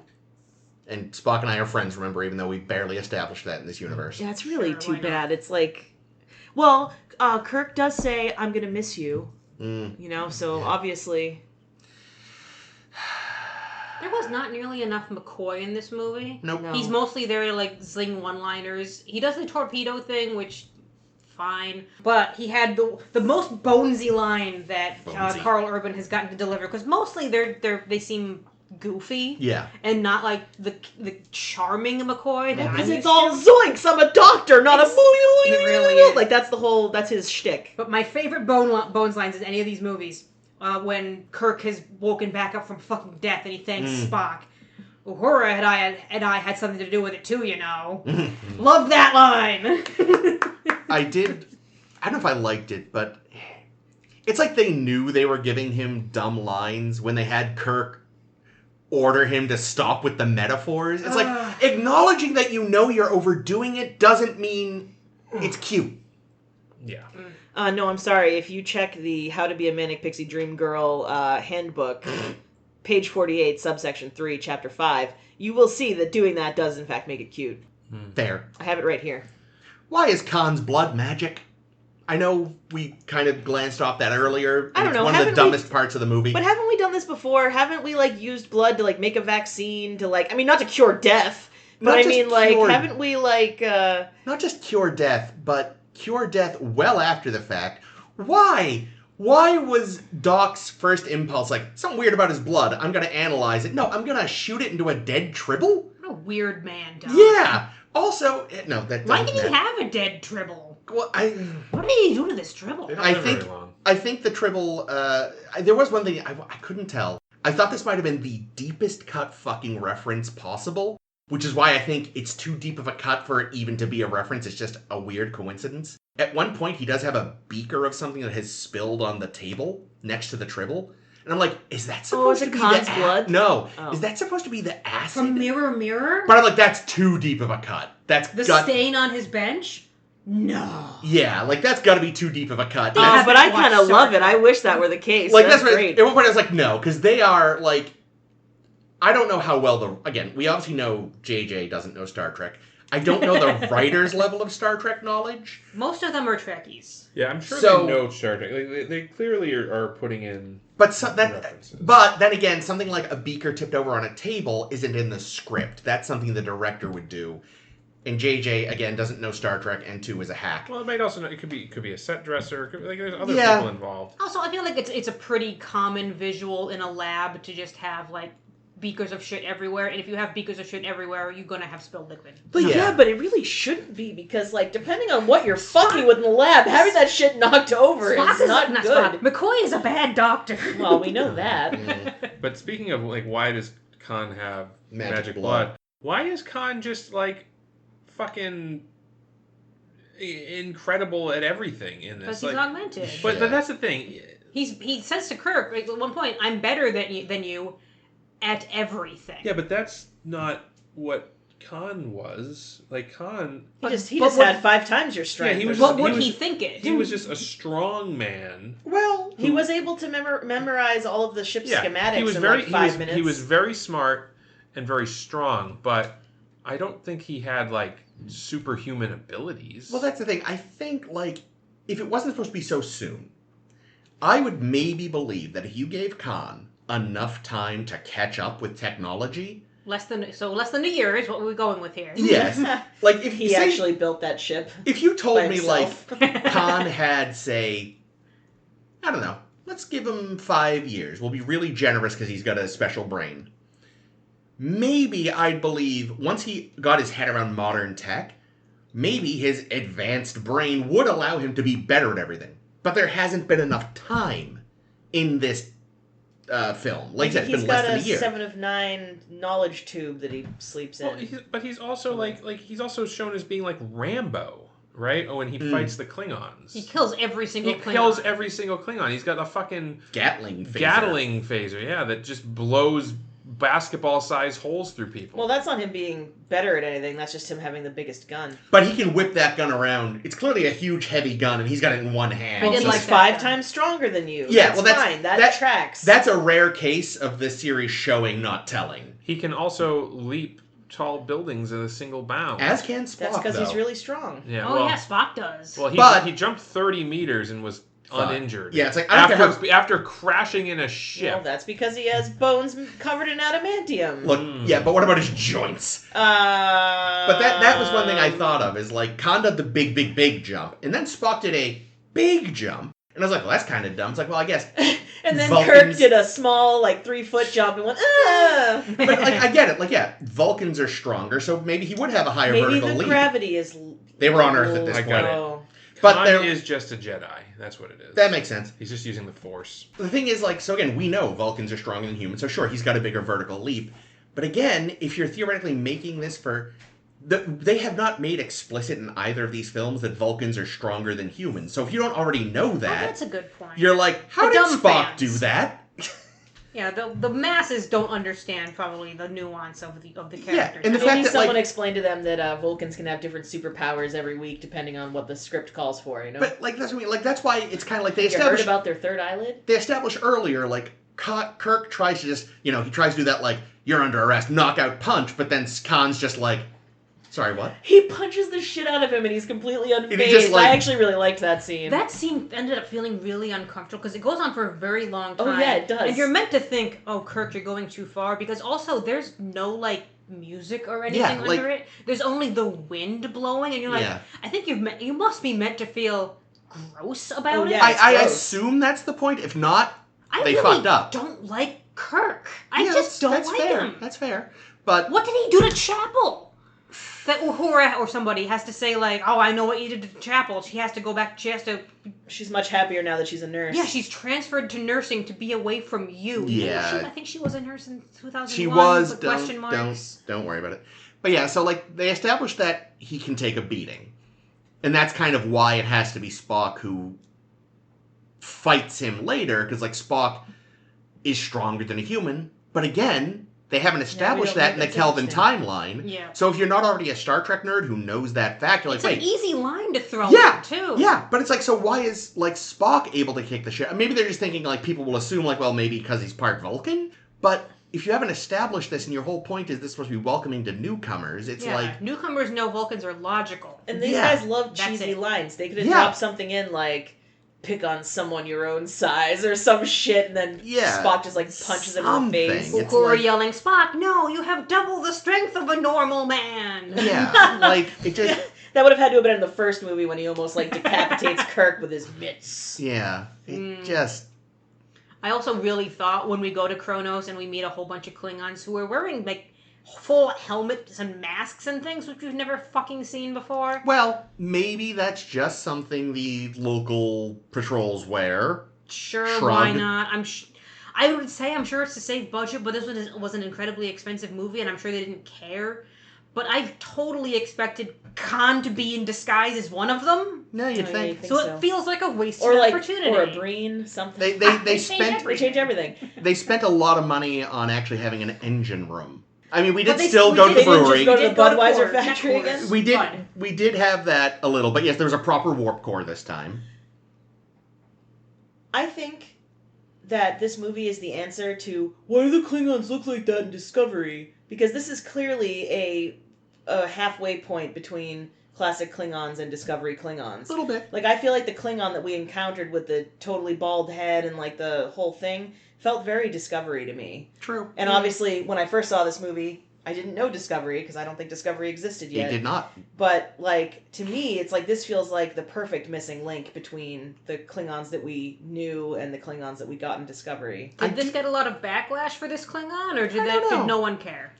And nobody had time to care about that because everything else about it was so fucking bad. They were like, Khan. I think that was the thing, is like, it's like, on the list of sins that this movie commits, you've got Underwear Benedict scene. Cumberbatch's Khan. Yep, underwear scene. And, like, as much as Star Trek 3, The Search for Spock, like, pissed all over the scene in Wrath of Khan where Spock dies. Yeah, Like, beautifully. this movie fucked it and then wiped its dick on its curtains. Like, yeah, that's didn't like, even wait for a next film. Oh no, Yeah. my curtains. They were just like, eh. I will say, like with Caitlin, all I really remember the discourse being whitewashing Khan, which rightly so was stupid. It should have been yelled at. Yep. And the underwear scene, which again, rightly so, should have been yelled at. I totally forgot about the underwear scene. I don't remember if there was any backlash about the Klingons. What I will say is... Klingons? I actually kind of, the one interesting thing they did, I kind of do like the idea of Klingons adorning their ridges with shit. Oh, I did like that. That was actually kind of cool. It's like, all right, JJ, that's like flair. your one good idea. Oh yeah, he had some like earrings or something. Like right? just right up the center ridge. He had like an earring or a Yeah, I not liked an earring, that. a ridge ring on Well, he was every a little he was bump. a punk rocker. Yeah, and I was like, that's actually kind of cool. I like that. If you wanted to bring one thing from the Kelvin timeline into the main timeline, I'm kind of down with that. And there's no race more likely, or no like species of aliens. What I mean, not race. No species of aliens more likely, I feel like, to jam shit through themselves just to Yeah. show how badass they are than Klingons. Yeah, Klingons would totally be into body Like, art. oh, what do you have? Not What body is art, that? An but it- earring? Yeah, I have like a 4-inch gauge in my fucking biggest ridge. What do you think of Ooh, that? You can see my wow. brain, bitch. Yeah, like Who's bad now? Klingons totally should have crazy earrings and ridge decorations and shit. That is the one Really stretched out septum piercings. good idea JJ Yeah, I like had. that. I'm into it. I'm with And you. so maybe that wasn't it. Maybe to the makeup artist, and he just went, sure. Sounds That's kind of what he sounds like. J.J. Abrams sounds like that? He sounds like a twerp. sounds like Daniel. That's upsetting. Ugh, that's unfair to Daniels. Oh boy, that's... One thing I got incredibly distracted by, I think this is when Khan is in the brig. Cumberbatch, when he talks, he opens his mouth real fucking wide. We were making fun of his mouth. I was gonna bring it up. So I got like once I noticed, I was like, oh no, now this is all I can see. I'm not paying any attention to the He was movie. like a shark. It was I'm- like he had 3 rows of teeth. The whole film. Is that what it means to be an augment? He's just got more teeth? I don't. I've seen him in other things. That You know, he isn't usually normally talks like a normal Like he went out of his way to keep. What does he doing- do with Smaug? Do we think it has anything to do with his American accent? He was British in this, wasn't he? He still had kind of an accent, didn't he? Now I don't remember. He didn't have his natural accent. I'd have to listen to his natural accent because now I can't. I don't know. He sounds Sherlock. Where on the either way, accent scale he Sherlock, Doctor Strange, I've seen both. He does not purse his mouth like this. Like, every time he talks, it's like I said to Caitlin, it's like the man sucked a lemon before they said action every time. Because his mouth is always this weird O shape, except I noticed the real waste in this film was not having him play a Denobulan. Because there were a couple of times he smirked. Oh my god. And he did a Phlox smile without CG. Ugh. It's like, how? The face puff. Maybe. It's like they outfitted him in the wires that they used for Jack Nicholson and Batman or Yeah. something, and just was like, Captain Kirk. But yeah, it was so once I noticed he was doing that weird shit with his mouth, every time he talked, So I was just distracting. watching his mouth. And Yep. I'm glad you saw it too. Yep, it's so weird. Because I was thinking the same thing, and like as soon as you said it, I don't know what he was doing. I was like, oh my god, she's gonna say it. She's gonna say it about his stupid mouth. It's so. I don't think I noticed it the first time I saw this. Oh, I film, definitely didn't. because I didn't remember it as a thing I took away. Well, remember, from this there was a movie. lot of other shit we were already angry about. Well, and I don't know that I'm At the angry time. about this. I'm just confused. Yeah. It's like, what is this choice, Benedict? What are you doing? Well, as a superior being, I open my mouth a little wider when I speak. You have to understand every word I say, because when fucking either of the Marcuses talk, you're not going to understand them. He didn't mumble as much as he did in Oh, Demons in or Terra whatever. Nova? No, Terra Prime? No. And I read somewhere that girl who plays Marcus, Alice Eve, Sure. who is British, and reasons, fine, Sure. whatever. She said, oh yeah, I'm pretty sure I was cast because JJ noticed that I talk very fast. And I watched this movie, I'm like, oh honey, you talk way too fast. I can't understand anything you're saying when you're trying to deliver Exposition. She's like, well, you see, my father had a plot, and I was like, because- oh my god, bam. Everything she said was ultimately unimportant, so it didn't matter if But you it That's made me, true. But it made me not understand why she was there. Oh, like, yeah, no, I was it's like, dumb. wait a minute, because I happen to know that Admiral Marcus is going to be a baddie, Yep. and he put her on this ship. Is she a baddie? But then you learn, no, he didn't put her on this ship. And I'm like, who are you? I hate this. Yeah, two different characters with fake names, too. Because at first she's Carol Wallace. And it's like, not Why do I remember Cumberbund. that? Because you watched the film. Yeah, but that ain't me. Not watching the film, remembering things. But yeah, John Harrison or whatever his name was. Yeah, I don't know. I appreciated this movie a lot more than when I first saw it, but I would agree with you, Ames, that it's like super convoluted. It's too convoluted. And there's just too much happening. Oh! But like, Go finish your sentence. I found No, a thing, that's it, I found that's a thing we have to talk about. Go. We haven't talked about Old Man Spock yet. oh yeah. He has a cameo for no fucking reason, and we learn nothing. Well, I swore I would never tell you about your future, but, well, what the hell. Here's one exception. Con bad. Thanks, Con Nimoy. kind of killed us. He's gonna definitely fuck you over. Without getting too much into details. We knew all this, though. They just- We saw fucking Khan's face. That was, I mean, I'll give them this. They managed how to keep it a mouth. secret. Who managed to put a secret? The- That he was going to be in a Yeah, cameo? that was like, I remember when I saw it at the time, being like, hey, it's Nimoy. Now in retrospect, it's like, yeah, but why is he here? Because Nimoy! Yeah. Even though he had sworn up and down that he wasn't going to have a cameo. But they also swore up and down that Khan wasn't in this movie. Yeah, so well. who do you fucking believe? That's what I mean. They better hid the fact that Spock was going to show up than they did that he was Khan. Money, money, money. Who do you trust? Bring it around to Batman for Ames. Oh, it's a Batman reference. Yep, just I for didn't you. realize. Just for you, baby. I actually, so speaking of cameos, I had one, you know, sometimes you're watching a thing and you're just like, you see someone for like 2 seconds, you're like, I know who that is. And then 9 times out of 10, that was not who you thought it was. So this time, there's this woman when the Vengeance or whatever is crashing into Earth. They show like a crowd and they focus on one woman in particular making a face. And they focus on her so much, I was like, did she have a longer What's the scene face? they Show cut? us a face. Oh, just like, oh shit, I'm watching a starship crash. I know, into but I the- want to see you do the face. It was nothing special. But the point, my thing was like, they focused on her for so long, I was like, was she a character who had scenes trimmed? Like, am I supposed to care about who she is? Is she the character that played, she play Yeoman Rand or something? I don't know. But either way, because they like lingered on her, I'm like, that's the fucking Queen of Numenor from Rings of Power. And it was.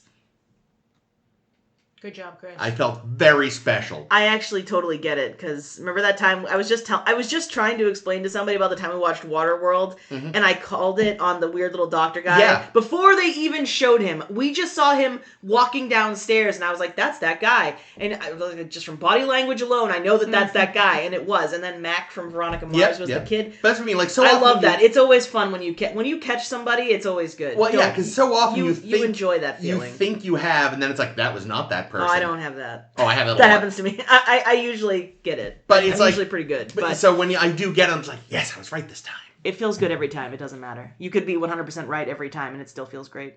I assume I'm probably right 50% of the time. Maybe. I have very few notes left. One, I did think it was very good payoff that they send all the torpedoes onto the Vengeance and blow them up. Mm-hmm. Thought that was a very nice kind of like set up thing.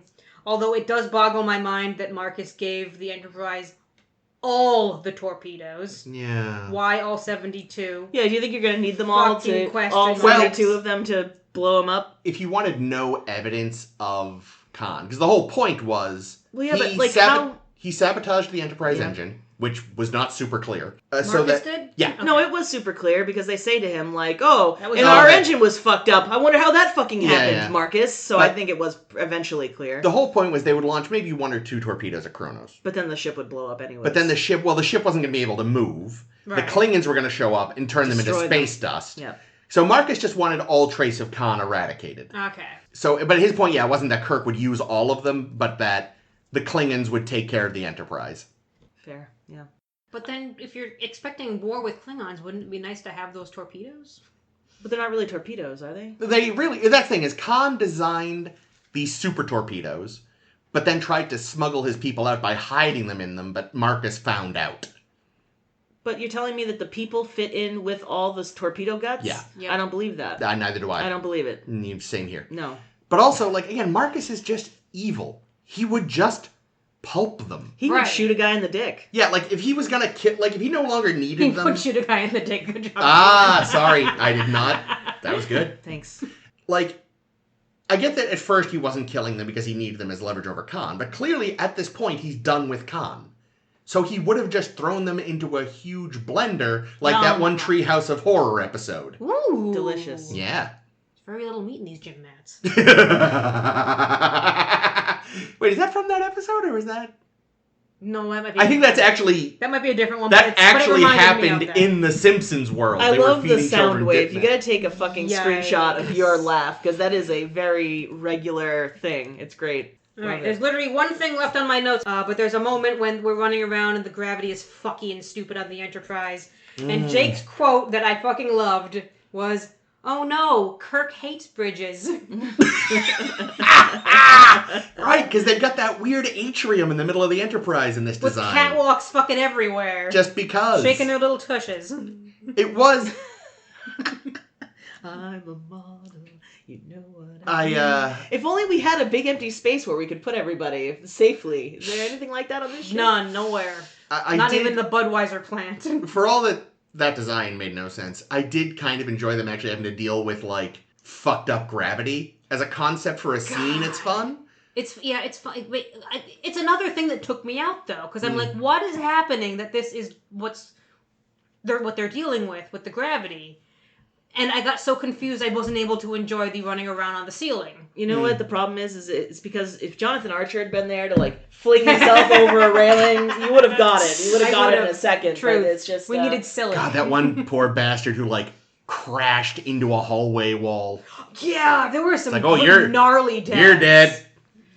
Sorry, Kirk. You can no longer say you haven't lost any of your Oh my crew. god, he lost... A bunch of people got sicked into Yeah, space. but it's all on and- Marcus's hands, really. Like, can they even really blame him for I this? mean, it's still him losing crew. How many I'm just people saying. were on the Vengeance? Because by the Not time... a lot. By the time... Yeah, it must have been not a lot, because I think Khan punched all of them. I think it was just Wesley Crusher. Yeah, right. I think it was just Beverly Crusher. There we go. I think it was just Beverly Crusher. I think that's a one-person ship. They did make Oh, a point to yeah. say that it was designed to be manned by a very small crew. Ah. As little as one, even, which is why Khan was able to putter around in it. It was Beverly Crusher all the time. One thing I did How love, big is the universe? when they used the trash chute or whatever to launch them to the Vengeance, Yes. I was like, Trash you at hell. That's the Finney tube. More like J.J. Abrams having a fucking boner because he's like, it's like Star Wars 1. Well, that's what I was thinking. It's like, they don't dump their trash like that, JJ. That's Star Wars. Yeah, they put it back into the replicator and make it into a new outfit. They do something, even though this is TOS, like, yeah. They were doing something else with their trash, JJ. Final thoughts. More entertaining than I remember. A lot of the major issues are still there. Better morals than I remembered. Even if they did then chuff it with Spock nearly beating Khan to death. Khan. Well, the thing is, though, at least, here's the thing, though, at least that feels consistent because we know when he's emotionally compromised, he gets punchy. And I'm saying it in a funny way, but I'm not really being funny. Like, we know that this Spock is a little less in control. He did watch his whole planet explode, so... This Spock did not do the Kolinar. Not at all. So he could have polyps, all kinds of things. But they might be benign. 70% of polyps are benign. I mean, here's the thing. Like, will I ever watch this again? Just to watch Benedict Cumberbatch's his weird mouth, yeah. Yeah, no, that on its own is enough to disqualify it from a rewatch. Maybe. You know, I enjoyed it more than I remembered. I enjoy Simon Pegg in it. Yeah, he was good. Whereas that's more than I can say about, like, I in a similar vein, I had not seen Insurrection since I'd seen it in theaters when we watched it for this. What's your favorite movie? Probably never watch Insurrection again. I may never watch Nemesis again. Yeah, Nemesis. This, I could maybe see myself being bored and going like, I want something dumb. Will I? I don't know, because at the end of the day, I'd probably prefer 2009 or Beyond. It's still definitely the weakest, I think, of the Kelvin films. I don't know. I'm not sure if I like this less than I liked the first one. The first one really didn't hold up for me. That's fair. And I'm surprised to say that because I liked it a lot when we first saw it. But again, when I first saw it, I didn't really know anything about Star Trek. I had seen a handful of TOS episodes. Yeah, no, that's fair. And you were part of that broader audience they were looking for. Right, and they nailed it. But you're still mostly going because I dragged you. Yeah, 100%. But I mean, but I think I was at least enthused. I mean, I don't think I was. It wasn't like. Well, very early on when Chris and I were first dating, like it was like the first year, I guess, because it was like November of our first year together, I would say. Like, he took me to see V for Vendetta, and as a spoiler, I fucking love V for Vendetta. I think V for Vendetta is a great fucking movie. I think that the scenes where what's her name is in Evie? When she's imprisoned and she's learning about like the history of the other woman who was imprisoned and like God is in the rain. Like, to this day, I still say God is in the rain. Like, that's just a thing I say because of this movie. I love this movie. And when we went to see this movie, I was like, this is fucking stupid. Look at that fucking stupid mask. Look at this dumb fucking hat. What the fuck is this movie? I don't think I said these things to you out loud, but they were in my head. I was like, what the fuck are we doing? And then we saw it, and I was like, holy shit, this is the best movie ever. So that was probably the most kicking and screaming I ever did to a movie that we were going to see. Star Trek, I was all in. I was like, yeah, Star Trek, let's do it. But yeah, man, I feel like this for me is, I don't know. I have to see the third one and see where I stand, but I don't know. I feel like this may, I don't know. Yeah, I know for years now, as you've been saying, like, eventually we're going to have to rewatch Into Darkness. And every single time it's, watch the 3 Kelvin movies, and every single time the joke is, I remember there only being 2 Kelvin movies. Joke, everyone laughs, because we were kind of dreading watching this. So I specifically said, okay, I'm going to go in, try to keep the open mind, because I don't remember a lot of this movie. I'm going to kind of try to compartmentalize the Khan thing into a separate section of my brain. You're going to Khan. I mean, that's what you have to do if you're going to watch it. Yeah, so that's not the big takeaway of the movie. And then I watched this movie, and it's such a convoluted mess that that it actually is worse than I remember it being. Wow. Wow. Jay? Yeah, I mean, I think that I think this is a passable action movie. I have some similar feelings to what I had about the first one. I agree it is a convoluted mess. I think that it suffers from having Khan as an additional villain. I think, like I was saying earlier, I think this movie would have worked a lot better if instead of the Khan character, you did just have some weapons designer and your big bad was the Badmiral. Yep. That would have worked. And then he was more fleshed out as a character. Yeah, exactly. And I think... and And he was really good at playing the game. He was really good at, like you said, like the subtle manipulation, the like, okay, son, and like knowing that he's the loose cannon, and like knowing he wants to start a war with Klingons, and like all this shit. Like the layers are all there. You're right. You don't need Khan. It's You don't need Khan. Yeah, well, the layers are all there, but you're distracted by Khan. The So whole I fucking don't, movie. and I feel like maybe that's why I feel like this movie must have gone through iterations, and at some point Is there somebody a writer's strike at some point during this? Not Probably. this No. one. The first one, yes. At some point, like a studio exec came in and was like, okay, but how do we get Khan in here? Because people like Khan, people know about Khan. Oh, no, it was the writers who decided it had to be Khan. But again, like, it doesn't. Because, No, it again, doesn't. if we're talking about the broader appeal, like, yeah, sure. I mean, maybe Everyone knows you've Khan. heard... Even non-fans know. I don't know if I knew Khan before I mean, I just don't know that I did. A And lot even of if, people but even know. if, But but even people if know, I did, if nothing else, everyone knows Khan! Yeah. I'm just saying that, like, if you're trying to do the broader appeal thing, you Yes. don't need Khan. No, There's you no don't. need for it whatsoever. And you Like, already the Star had- Trek nerds are going to show up, and the people who liked the first movie who were not Star Trek nerds are going to show up. It's just unnecessary. Yeah, it didn't need to be Khan, and like the fact that the first movie did well and was popular is evidence enough that you didn't need Right. to rely on Yeah. like this nostalgia bait bullshit. The interesting thing about the first movie, I think Jake and I were watching the Red Letter Media coverage of this movie, and how basically they said like the first movie is just for establishing. Yeah. It establishes the characters, it gets them all onto the ship together, it makes Kirk captain. Check. First movie's point was doing that.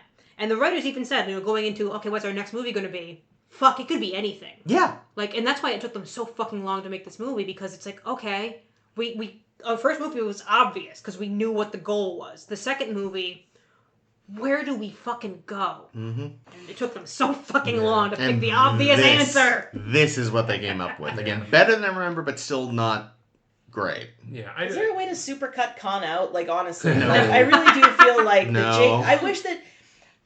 Why aren't you writing Star Trek? Jake? I know, right? Like, I'm Let's serious just- though. let's Like, just if they call could him just, out. if they just would call you and just say, Jake, we've got a thing.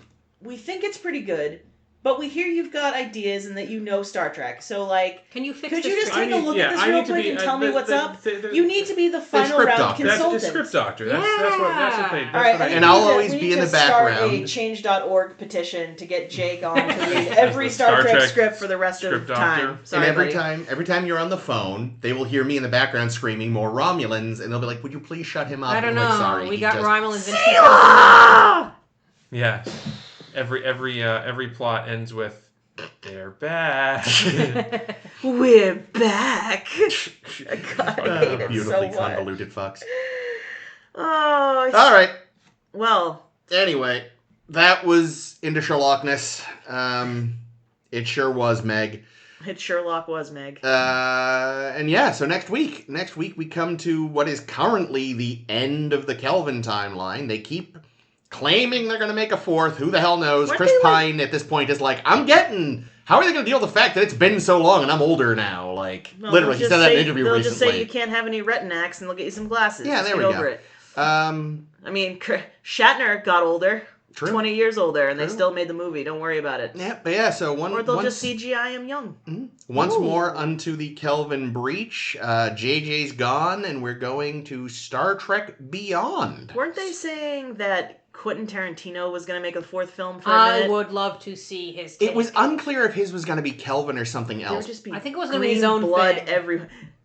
Yes, it would But be it was just a so many violent... feet. But I don't know how much that was like overblown. Just like Quentin Tarantino being like, "I would love to make a Star Trek film." How do you do a trunk shot in Star Trek? Anyway, that's not the point. Yeah, but you The point is, Jake, it's Star Trek Beyond. Yes. Did you just call him Jake? Did I just call you Jake? You did. Chair. Chair. Star final Trek note! Beyond. Yes. Final note. There had been conversation about what we were going to call it. That it went went into actually shooting it. There's no word that comes after the colon of Star Trek that's cool. Not that, other movies that had colons aren't good titles, but it's everything. How did he phrase this? It's just that everything that people are turned off about when it comes to Trek is represented by the colon. Who said This that? is just a second. Lindelof. And to build on that just a little bit and going back to something I said earlier, Guys, if you're over 45 or 50, I think 45 is the new recommendation. Yeah, it is. 40 if you have a family history, get your butt checked. Also, nothing that comes after a colon is ever good. That's that guy just showing us his asshole. Yeah. So we'll see that asshole next week. That's Follow why us. it's important to use lube when you're going in for your colonoscopy. God. Follow us on Facebook and your favorite podcasting app. We're on SoundCloud. Our Tumblr is sshbpodcast.com. Yep. Thank you for joining us. This has been Chair. This has been Ames. This has been Caitlin. And this is always Can